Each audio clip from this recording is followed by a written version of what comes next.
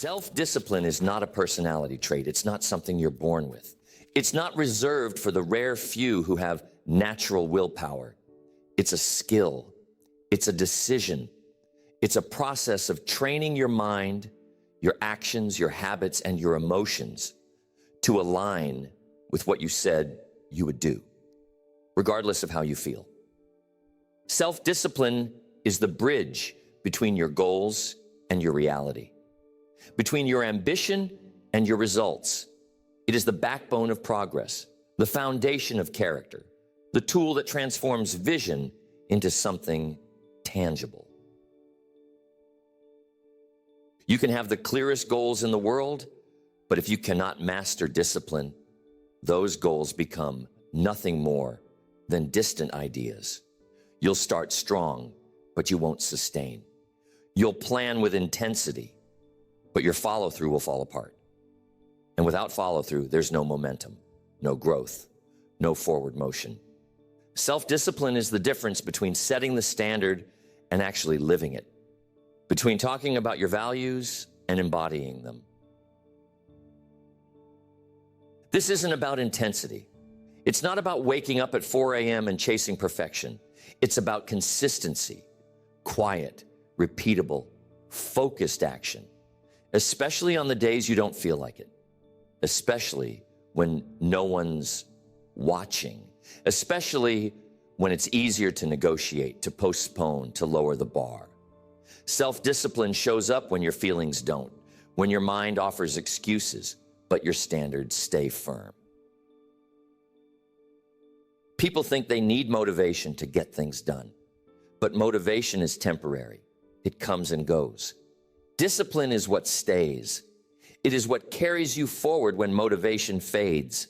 It is what allows you to take control of your day instead of letting your emotions or circumstances dictate it. Discipline doesn't ask, do I feel like it? It already decided. It moves. It finishes. It holds the line. If you want to build anything meaningful, health, wealth, purpose, peace, you have to stop outsourcing your consistency to your mood.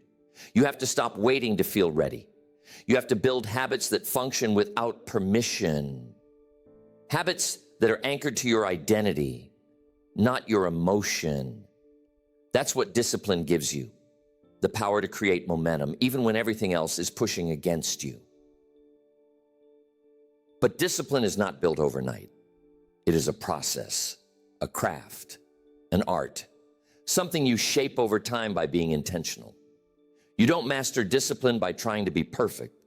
You master it by practicing it, by creating a system around it, by conditioning your behavior to serve your goals instead of your impulses, by auditing your choices and being honest about where you let yourself off the hook. Discipline begins in the small things, the small decisions, the small acts of follow-through that no one sees, because those are the ones that build your identity. Those are the ones that strengthen your self-trust. Every time you do what you said you would do, your identity catches up. Your belief in yourself gets stronger, and belief is what keeps you consistent. If you don't trust yourself, you'll always hesitate. You'll always wonder if you're capable. But when you keep promises to yourself, small ones, daily ones, that doubt begins to fade. And in its place, discipline builds something stronger, something rooted, something permanent. That's what we're going to build here. Over the course of this seminar, you're going to learn how to master the art of self-discipline. Not just once, but for life. Not by doing more, but by doing it differently. By learning how to create systems that serve you. By learning how to move past resistance. By learning how to lead yourself through pressure, through distraction, through exhaustion. By building a standard that's no longer up for debate. There are 5 core pillars to mastering this discipline. Each one sharpens your focus. Each one strengthens your behavior. Each one brings you closer to becoming the person who doesn't rely on motivation, who doesn't get thrown off by chaos, who doesn't keep resetting, but instead executes with clarity, with consistency, with quiet power. That's what discipline looks like when it's mastered. That's what we're building starting now. Mastering the art of self-discipline begins with understanding your relationship with time. Time is the one resource that cannot be recovered, cannot be recreated, and cannot be replaced. It is the most honest indicator of what matters to you, not what you say matters, but what actually receives your attention, your energy, and your follow-through. People who are disciplined have a completely different relationship with time. They don't waste it. They don't gamble with it. They don't pretend they have more of it than they do. They use it as their greatest strategic advantage. If your schedule is reactive, your life will be reactive. If you let your day be dictated by notifications, distractions, and low-priority tasks, you will always feel busy, but never effective. That is the trap most people live in. They confuse motion with progress. They confuse urgency with importance. They spend their days doing things that don't move them forward, then wonder why they feel stuck. Discipline starts when you stop negotiating with your time, when you stop treating it like it's unlimited, when you stop acting like you can live a high-performance life with low-intensity habits. Time doesn't care about your intentions. It responds only to execution, to what you actually do, not what you planned, what you dreamed, or what you told yourself you'd get around to eventually. The most disciplined people plan their time like their future depends on it, because it does. They don't just set goals. They build calendars. They assign time to what matters. They don't just hope they'll feel ready. They create rituals that lock them in. Mornings that start on purpose. Routines that create rhythm. Anchors that keep them steady even when the day gets unpredictable. One of the biggest shifts in mastering self-discipline is moving from task-based thinking to block-based execution. Task-based thinking says, here's what I need to do. But block-based execution says, here's when I'm doing it. It turns theory into practice. It removes decision fatigue. It eliminates the option to delay. Because the moment something has a time assigned to it, it goes from idea to instruction. The reason most people don't follow through is not because they're weak. It's because they haven't structured their time to match their ambition. They haven't created boundaries. They haven't said no to the things that constantly distract them. And every distraction that gets in becomes a permission slip to drift, to delay, to put off the things that actually matter. Discipline is about saying no to urgency that isn't aligned, saying no to inputs that hijack your clarity, saying no to people who don't respect your schedule because they don't respect their own. Every no you say to the things that don't matter creates space for a deeper yes to what does. That's how you protect your time. That's how you protect your energy. It's not just about time management. It's about time ownership. When you stop blaming the day, the clock, or the chaos, you start leading your time like it's yours to command. And when you lead your time, you start leading your life. You stop waking up in reaction and start moving in rhythm. But this only works if your calendar reflects your character. It's not enough to write things down. You have to execute on them. And if your calendar is full of things that don't build you, don't grow you, don't align with your vision, then your life will reflect that clutter. Every minute you spend out of alignment becomes a cost, a tax, a weight on your potential. So you audit, you get honest. You look at your week and ask, Is this the life I want to live? Does this schedule reflect my values? Am I spending time on what I said matters most? If the answer is no, you don't wait to change everything. You change one thing, one block, one commitment, one habit that aligns you with who you want to be. Because self-discipline isn't about being perfect. It's about being aligned. It's about honoring your word through your time. It's about creating structure that reflects who you are, not who you used to be. And structure is what makes discipline sustainable. It removes the pressure to rely on motivation. It gives your life a rhythm that holds even when your energy doesn't. You don't master discipline by trying harder. You master it by thinking clearer. And when you start with time, everything else follows. Because how you spend your time is how you spend your life. And if you want your life to reflect your highest potential, your calendar needs to look like it. Mastering the art of self-discipline requires redefining how you deal with resistance. Resistance is not the enemy. It's the invitation. It's the friction between who you are and who you're becoming. It's the tension that shows up every time you try to grow. Every time you try to break an old habit, create a new standard, or stretch into a higher version of yourself, resistance will try to meet you there. And if you treat resistance like a sign to stop, you'll never break through. You need to understand that resistance isn't personal. It's mechanical. It's what your brain does to keep you safe, familiar, comfortable. It's a defense mechanism built to protect your survival, not your expansion. But if you don't learn how to override it, you'll confuse protection for purpose. You'll convince yourself you're being wise, when really, you're just being safe. The people who are the most disciplined don't wait for resistance to disappear. They've simply learned to move through it.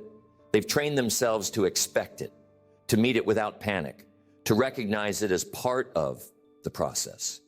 And in doing that, they've separated their behavior from their feelings. They no longer wait to feel right, to do what's right. This is where self-leadership really begins. When you can feel resistance fully and still take action.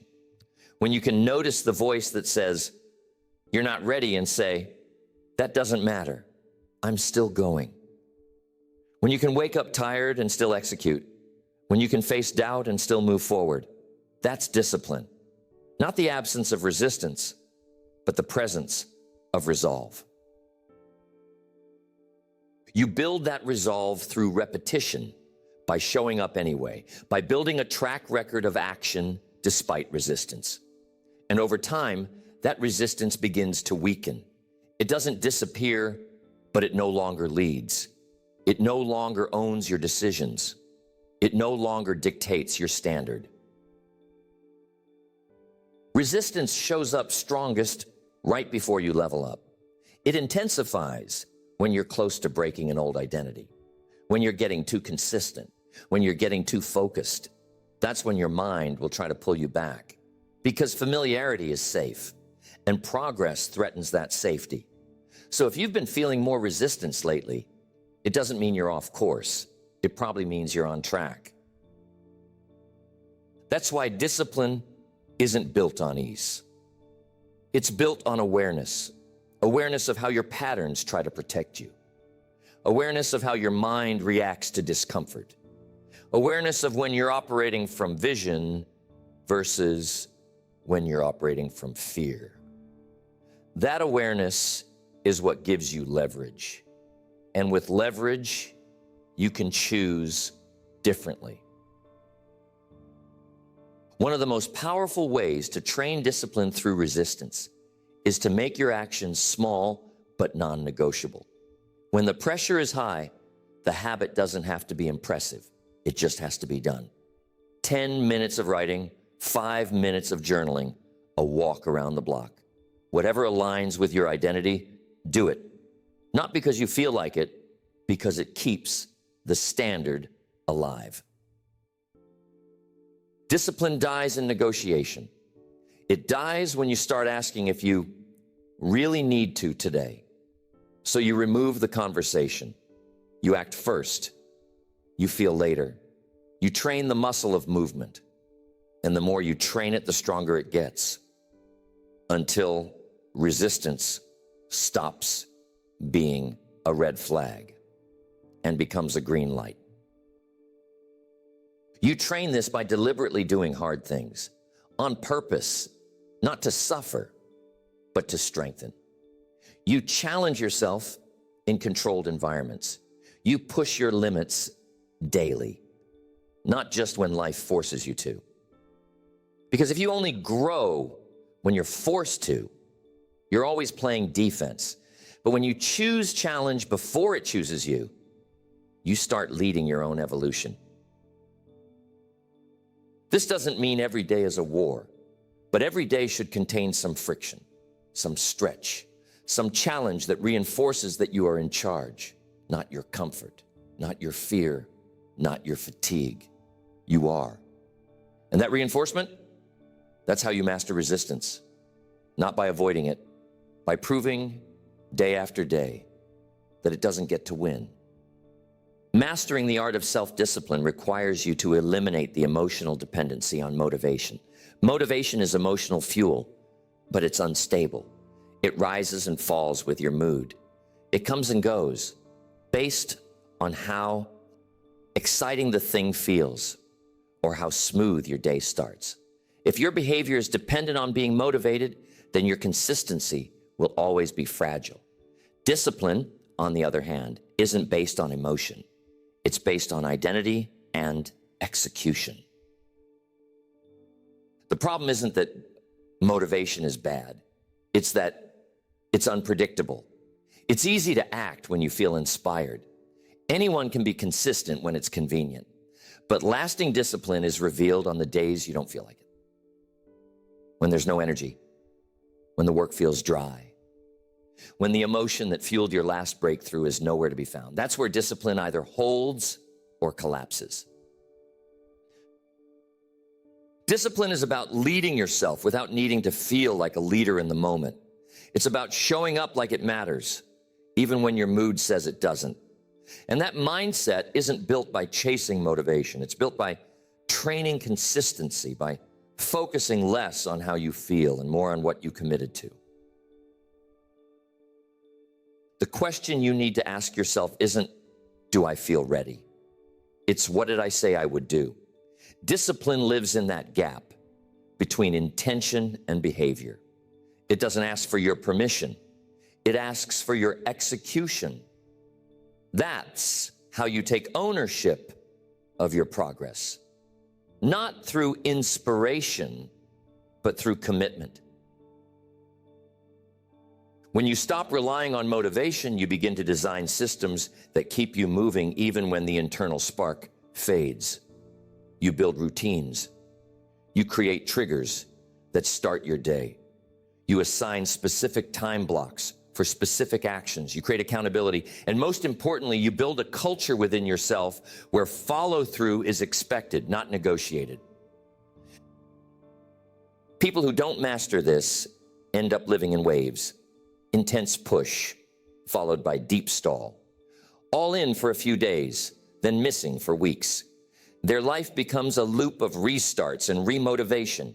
They keep looking for new plans, new hacks, new sources of energy. But the problem isn't the plan. It's the lack of discipline to follow through on the basics. If you want to change that loop, you have to change your questions.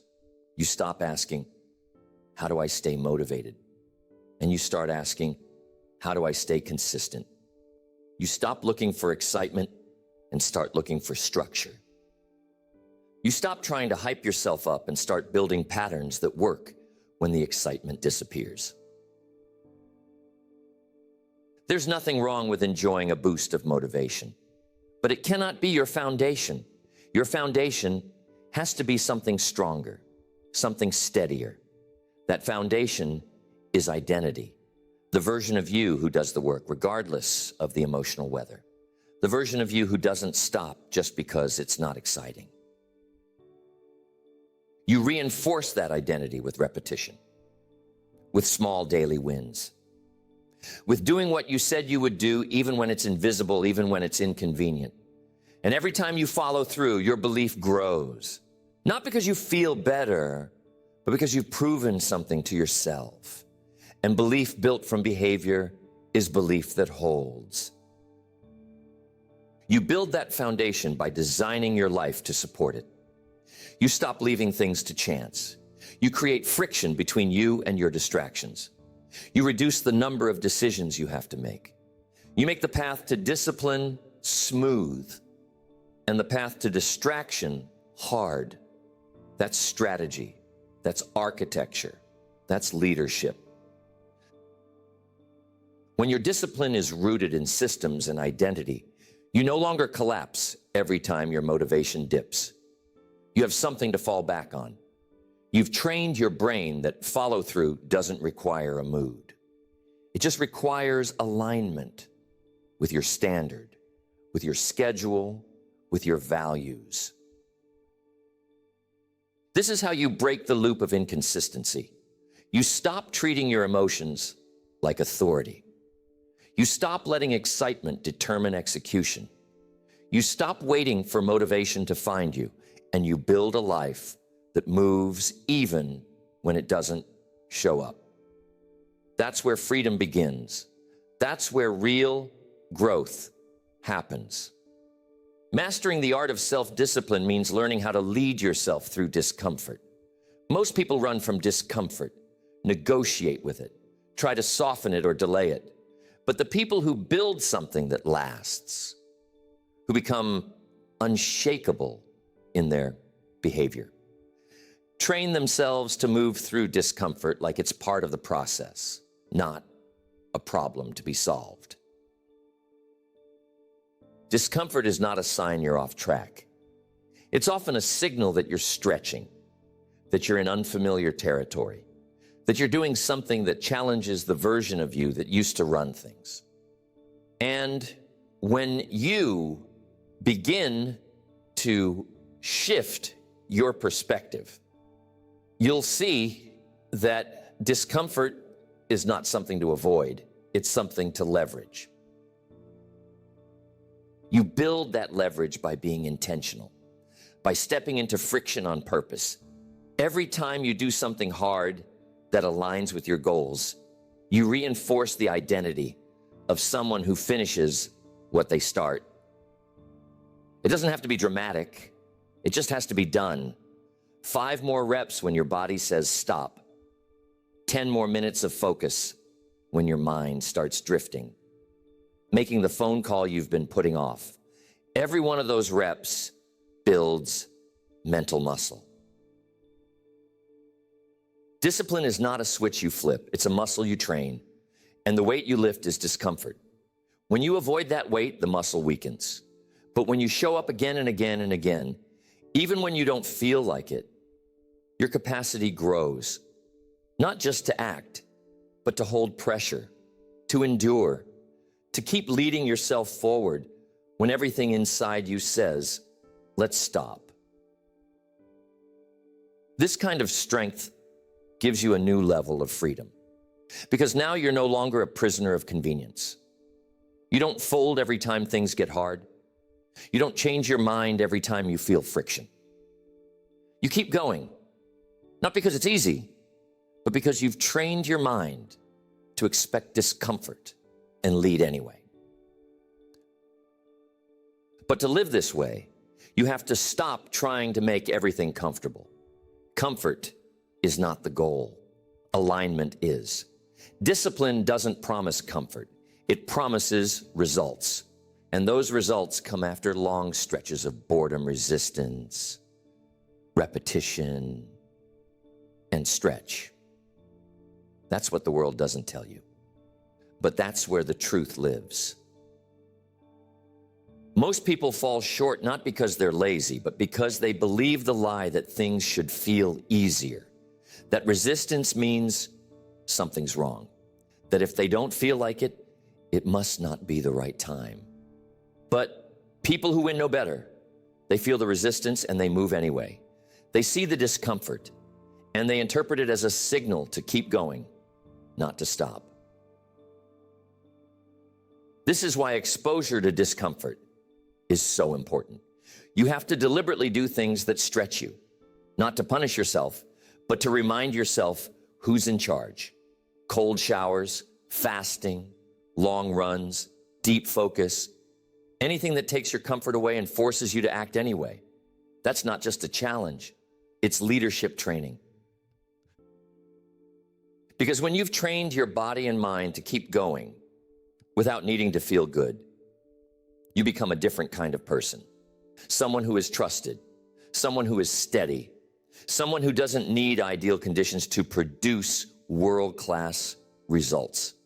That's what leaders are built from. Not talent, not intensity, but consistent exposure to discomfort. But it's not enough to experience discomfort. You have to respond to it correctly. Discomfort should not lead to shutdown. It should lead to reset, to breathe, to refocus. You don't pretend it's not there. You acknowledge it, but you choose alignment over comfort. You say, yes, this is hard, and I'm still going to do it. That's power. That's discipline. You learn to set internal cues. When you feel the urge to quit, you anchor into your breath. When you want to pause, you do one more. When you feel pulled off track, you remind yourself what's at stake, and you move. Not perfectly, but forward. Always forward. This is how the gap closes. The gap between who you are and who you want to be. The only thing standing between those two versions is your ability to hold the line when it's hard, to keep going when the pressure is on, to keep choosing the standard when comfort offers you an easy exit. You decline the exit. You honor the standard. Mastering the art of self-discipline reaches its highest level when you learn how to lead yourself without needing an audience. Most people are consistent when someone is watching, when they're being held accountable, when their effort is visible. But true discipline isn't loud. It's not performative. It's private. It shows up when the cameras are off, when no one is checking, when no one will ever know if you cut corners. The reason most people struggle with discipline is because their fuel source is external. They need pressure. They need recognition. They need accountability from the outside. But as long as your consistency depends on visibility, you'll always be vulnerable to inconsistency. The moment people stop watching, you stop moving. The moment the applause fades, your pace drops. That's not discipline. That's dependency. If you want your behavior to hold long term, it has to be rooted in something deeper. You have to build an internal scorecard, a standard you don't compromise, a quiet contract you make with yourself that says, I do the work, not for attention, not for approval, but because I said I would. That's the highest level of self-leadership. You become someone who doesn't need reminders, who doesn't need praise, who doesn't rely on being seen. Because you see yourself, you track your own habits, you hold your own line. And when you start living that way, something shifts. You start feeling different, not louder, but steadier, not busier, but sharper. You're no longer trying to prove, you're simply walking in your truth. The foundation of lasting discipline is self-respect. Every time you follow through on a private commitment, you build trust. And every time you skip it because no one is watching, that trust erodes. You don't lose it all at once. You lose it slowly, subtly, a few compromises at a time, until eventually your word doesn't mean anything, not to others, but to you. That erosion is what leads to doubt. Not because you're incapable, but because you stopped being consistent with yourself. And the only way to rebuild that belief is to start showing up when no one's clapping, when it doesn't feel urgent, when it doesn't feel glamorous. You show up anyway. You do the work anyway. That's the version of you that becomes unshakable. The one who leads from standard, not spotlight. The one who builds quietly, consistently, relentlessly. And when people finally notice, you're already 10 miles down the road because you didn't wait to be seen. You were too busy becoming. This approach doesn't mean you isolate. It means you lead. You can still have community, still have mentors, still have support, but your behavior isn't tied to it. It's supported by it, not fueled by it. You don't collapse when the support fades because your habits don't depend on it. That's maturity. That's freedom. You don't build that level of self-discipline overnight. You build it through quiet reps, through honoring commitments that no one knows about, through training your nervous system to follow the plan, even when the payoff is months away. Through remembering that the goal is not to impress, it's to improve.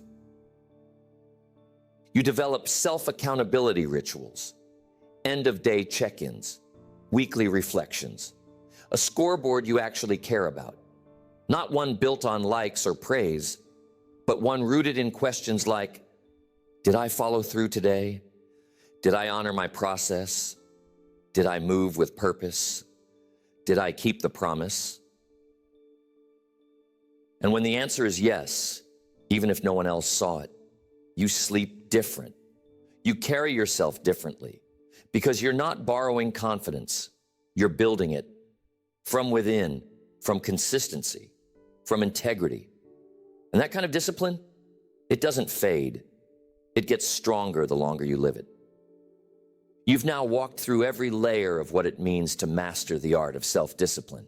Not the surface level version, not the cliche version, the real thing, the structure, the identity, the habits, the system, the mindset. You've studied the tools that build it, the traps that break it, and the patterns that shape it. Now the only thing left to do is live it. You've seen that discipline is not based on how you feel. It's built through alignment with your values, your structure, and your schedule. It's not about waking up inspired every day. It's about waking up committed. You know now that the people who stay consistent don't wait for motivation. They live through system. You've studied how to respond to resistance, not to avoid it, not to fear it, but to recognize it as a sign of growth, to feel it fully and act anyway. You now know that real discipline isn't the absence of struggle. It's the refusal to surrender to it. You hold the line not because it's easy, but because it's who you are. You've dismantled the myth that you need to feel ready.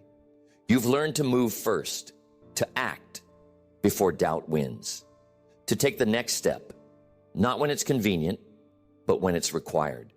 You've shortened the distance between knowing and doing. That's the mark of a person who leads themselves well. You've understood that discomfort isn't a red flag. It's a sign you're in motion. That challenge is the training ground for capacity. That every time you do what's hard on purpose, you reinforce a powerful truth. You don't need comfort to be consistent. You don't need ideal conditions to be excellent. You've reinforced the power of acting without an audience, the strength of private consistency, the identity of someone who doesn't require applause to finish what they start, the kind of person who keeps their own score, who leads from principle, who keeps their word even when no one's watching. That's a level of discipline most people never reach, but now you're living it. And what you've built here doesn't end today. This is not the kind of discipline that disappears in a week, because it's no longer about force. It's about rhythm. It's about clarity. It's about showing up for your future like it's already real, because it is, and every repetition brings it closer. There will still be hard days. There will still be pressure. There will still be moments when your mind tries to pull you off track. But now, you don't flinch. You don't fall back. You don't restart the cycle of someday, because you know what to do. And more importantly, you know who you are. You are someone who holds the standard, who keeps the promise, who leads with clarity, who finishes the day aligned. That's not hype. That's not performance. That's discipline. And when you live this way long enough, your life starts to reflect it. Not just in what you accomplish, but in who you become